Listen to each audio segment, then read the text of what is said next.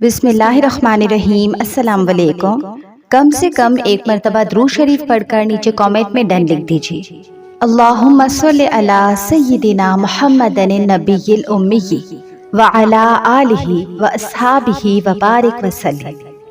اچھا جی، تو آج کی ویڈیو میں ہم بات کریں گے عاشورہ کے دن کے بارے میں، یعنی کہ 10 محرم کے بارے میں کہ عاشورہ کا دن کی کیا فضیلت ہے، اس دن کی اسلام میں کیوں اتنی اہمیت ہے، اور اس دن کو کس طرح عبادت میں گزارنا ہے، اس پورے دن کو ہم نے کس طریقے سے گزارنا ہے، کون کون سی عبادات کرنی ہے، اور اس کے علاوہ ایسی کیا چیز ہے کہ اس دن کی اسلام میں اتنی اہمیت ہے۔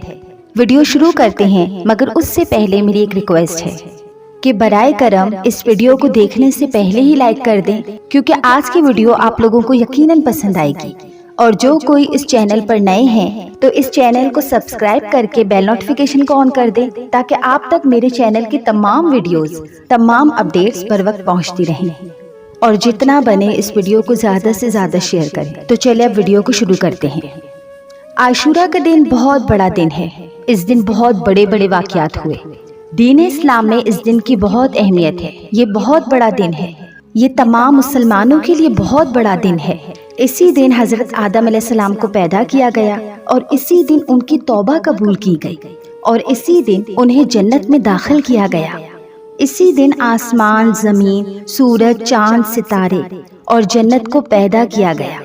اسی دن حضرت سیدنا ابراہیم علیہ السلام پیدا ہوئے، اور اسی دن انہیں آگ سے نجات ملی۔ اسی دن حضرت موسیٰ علیہ السلام اور ان کی امت کو فرعون سے نجات ملی، اور فرعون اپنی قوم کے ساتھ اسی دن برباد ہوا، یعنی کہ دریائے نیل میں غرق ہوا۔ اسی دن حضرت عیسیٰ علیہ السلام کو پیدا کیا گیا، اور اسی دن انہیں آسمان کی طرف اٹھایا گیا۔ اسی دن حضرت نوح علیہ السلام کی کشتی کوہ جود پر، یعنی جودی پہاڑ پر رکی، اور اسی دن حضرت سلیمان علیہ السلام کو ملک عظیم عطا کیا گیا۔ اسی دن حضرت یونس علیہ السلام کو مچھلی کے پیٹ سے نجات ملی کہ جب انہوں نے اللہ تعالیٰ سے دعا کی، انہوں نے اللہ تعالیٰ کو ان الفاظ میں پکارا: لا الہ الا انت سبحانک انی کنت من الظالمین، کہ نہیں ہے کوئی معبود سوائے تیرے، تو پاک ہے، تمام گناہوں سے پاک ہے، بے شک میں ہی ظالموں میں سے ہوں۔ تو ان سب باتوں سے پتہ چلا کہ عاشورہ کا دن کتنا بڑا دن ہے۔ حضرت حسین رضی اللہ تعالیٰ عنہ کی شہادت کے علاوہ بھی بہت بڑے بڑے واقعات اسی دن میں رونما ہوئے۔ تو اسی لیے عاشورہ کے دن کی قدر کیجیے، اور جتنا بنے اتنی عبادات کیجیے، اپنے گناہوں کی مغفرت مانگے، اپنے رب کے آگے توبہ و استغفار کریں، اس دن کے ایک ایک لمحات کی قدر کریں، سب کے لیے دعا کریں، اپنے لیے دعا کریں، اپنی جو بھی حاجت ہو اللہ تعالیٰ سے مانگیں، اپنی نمازوں کی حفاظت کریں۔ محرم الحرام کی 10 تاریخ کو عاشورہ کہا جاتا ہے۔ اس دن کی جتنی فضیلتیں بتائی جائیں اتنی کم ہیں۔ یہ وہ دن ہے جس میں دین اسلام اپنے عروج پر آیا تھا۔ امام حسین رضی اللہ تعالیٰ عنہ کی شہادت کے بعد یہی وہ دن ہے جس میں اللہ تعالیٰ نے موسیٰ علیہ السلام کو اور ان کی قوم کو فرعون کے ظلم و ستم سے نجات دی، جس کے شکرانے میں موسیٰ علیہ السلام نے اس دن میں روزہ رکھا۔ یہودی اور نصارہ نے بھی اسی دن روزہ رکھ کر خوشی کا اظہار کیا، اور جب ہمارے پیارے نبی صلی اللہ علیہ وسلم کو اس بات کا پتہ چلا کہ یہودی اور نصارہ اس دن کا روزہ رکھتے ہیں، تو آپ نے ان کی مخالفت پر 2 روزے رکھے، اور فرمایا کہ تم سے زیادہ ہم موسیٰ علیہ السلام سے محبت کرنے والے اور ان کے قریب تر ہیں، اور یہودی اور نصارہ کی مشابہت نہ ہو، یعنی کہ ان کی نقل نہ ہو، ان کی کاپی نہ کی جائے۔ اسی لیے نبی پاک صلی اللہ علیہ وسلم 2 روزے رکھتے تھے۔ اسی لیے جب بھی عاشورہ کا روزہ رکھیں تو یا تو 9-10 کا روزہ رکھیں یا پھر 10-11 کا روزہ رکھیں، کیونکہ صرف 10 کا روزہ یہودیوں اور نصارہ کی پیروی کرنا ہوگا، اور ہمارے پیارے نبی صلی اللہ علیہ وسلم نے ہمیں کافروں کی پیروی کرنے سے منع کیا ہے، اور ہمیں چاہیے کہ ہم اپنے نبی پاک صلی اللہ علیہ وسلم کے ایک ایک حکم پر، ایک ایک بات پر آنکھ بند کر کے پیروی کریں۔ عاشورہ کا روزہ رکھنا سنت مصطفیٰ ہے، اور سنت مصطفیٰ کے ساتھ سنت موسیٰ علیہ السلام بھی ہے، لہٰذا اس دن روزہ رکھیں کہ سرکار صلی اللہ علیہ وسلم نے فرمایا تھا کہ مجھے اللہ سے امید ہے کہ عاشورہ کا روزہ پچھلے 1 سال کے گناہوں کا کفارہ بنے گا، اور یہ صحیح مسلم کی حدیث ہے۔ جب رمضان الکریم کے روزے فرض نہیں تھے تو تب عاشورہ کا روزہ فرض تھا۔ رمضان کے روزوں کے بعد سب سے افضل روزے محرم الحرام کے ہیں۔ عاشورہ کا دن یہ بھی ثابت کرتا ہے کہ ہم مسلمان کہیں بھی ہوں، ہمارے دل میں اپنے مسلمان بھائی بہن کی محبت آج بھی زندہ ہے۔ ہمیں آج بھی نبیوں سے اور ان کی آل سے بے تحاشا محبت ہے، کیونکہ ہمیں اس بات کی خوشی بھی ہے کہ موسیٰ علیہ السلام کو اور ان کی قوم کو اس دن فرعون سے نجات ملی، اور ہمارا دل یہ سوچ کر بھی تار تار ہوتا ہے کہ یہی وہ دن تھا جس میں کربلا والوں کو بھوکا پیاسا تڑپا تڑپا کر شہید کیا گیا۔ یہی وہ دن تھا جس میں شہزادہ رسول صلی اللہ علیہ وسلم کو سجدہ کی حالت میں یزید لعین نے ان کے مبارک سر ان کے تن سے جدا کیا۔ اور کیوں نہ ہم امام والوں کو ایک دوسرے سے محبت و ہمدردی ہو، یہی تو ہمارا دین اسلام ہے۔ یہی تو ہمارا رب قرآن پاک میں فرما رہا ہے کہ مسلمان مرد عورت آپس میں ایک دوسرے کے دوست ہیں۔ عاشورہ کے دن کی کچھ خاص نیکیاں جیسا کہ روزہ رکھنا، صدقہ کرنا، نفل نماز پڑھنا، 1000 مرتبہ سورہ اخلاص پڑھنا، یعنی قل هو اللہ احد اللہ الصمد لم یلد ولم یولد ولم یکن لہ کفوا احد۔ اس کے علاوہ یتیم کے سر پر ہاتھ پھیرنا، اپنے گھر والوں کے رزق کو بڑھانا، غسل کرنا، سرما لگانا، ناخن کاٹنا، مریضوں کی عیادت کرنا، مطلب ان کی خیر خبر لینا، یہ سب سنت مصطفیٰ صلی اللہ علیہ وسلم ہے۔ اور اس کے علاوہ دشمن سے ملاپ کرنا، سمجھوتا کرنا۔ تو ہمیں چاہیے کہ ہم عاشورہ کے دن میں یہ کام کریں۔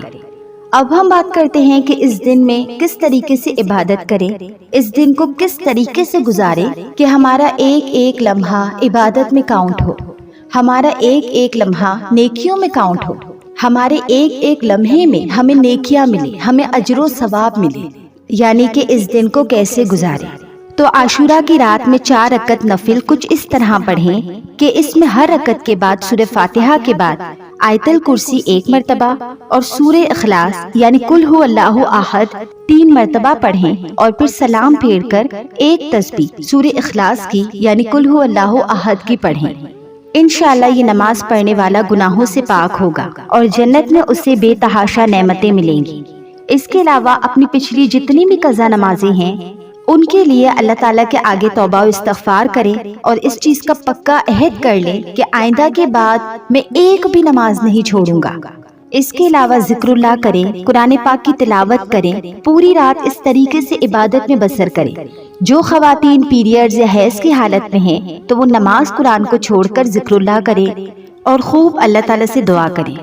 ذکر اللہ اس طریقے سے کریں کہ استغفار کیجیے، یعنی اپنے جتنے بھی گناہ ہیں یعنی اپنے گناہوں کی اللہ تعالیٰ سے معافی مانگیں، استغفار کریں، استغفر اللہ پڑھیں، استغفر اللہ و اتوب الیہ یہ پڑھیں، استغفر اللہ ربی یا یہ پڑھ لیں، یا اس کے علاوہ استغفر اللہ ربی من کل ذنب و اتوب الیہ یا یہ پڑھیں اللہم اغفر لی، یا پھر یہ پڑھ لیں اللہم اغفر لی ذنبی کلہ دقہ و جلہ وَأَوَّلَهُ وَآخِرَهُ وَعَلَانِيَتَهُ وَسِرَّهُ۔ اب اس کا ترجمہ ہے کہ اے اللہ میرے تمام گناہوں کی مغفرت فرما، تمام کے تمام، چھوٹے بھی بڑے بھی، اگلے بھی پچھلے بھی، اعلانیہ کیے گئے گناہ بھی یعنی کہ محفل میں کیے گئے گناہ بھی اور تنہائی میں کیے گئے گناہ بھی۔